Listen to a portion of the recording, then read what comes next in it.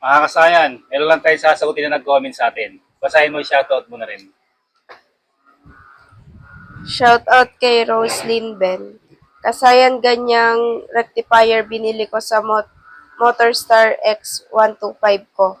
Liwa pag ni-revolution ko umaabot sa 15.2. Pag naka-idle 14.5. Pag tumatakbo naman 15 flat. Okay lang ba yan? Salamat. Nag-comment siya sa Motorstar 125, Rusi 125, TMX 125. Palakasin ang charger gamit ang liwa regulator rectifier. Okay na okay kasayan ng kanyang reading. 14.5, 15 volts, 15.2. Tandaan nyo kasayan na ang magandang reading ng ating motor, yung 15, napakaganda.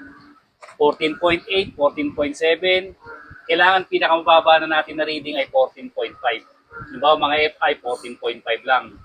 Pero pagka yung mga carb type, okay siya kahit hanggang 15 volts, 15.5, okay na okay siya.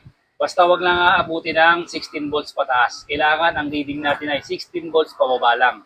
Pag 16 volts pataas, delikado rin ating mga ilaw, tapos yung ating battery, ganun din ang ating mga wirings.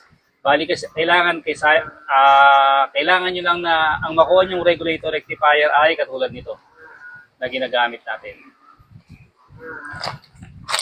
Dahil may mga vlog na tayo nito, ito na kagad yung tumbukan natin. Katulad niyang kasaya na yung makukuha yung baligtad. Inyong regulator rectifier para siguradong sure ball at hindi kayo malolobat at siguradong mas malakas siya sa kahit marami kayong mga accessories, mga ilaw na ilalagay, malalakas na busina kasi napapalitan niya agad.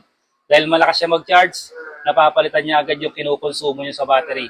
Pag bito niyo sa busina, pag patay niyo ng ilaw, napupuno niya agad yung ating battery. Kaya okay na okay ang reading at ganito yung gamitin niyo. Mas maganda kaysa rito. Kaya ito yung i-recommenda natin sa inyo.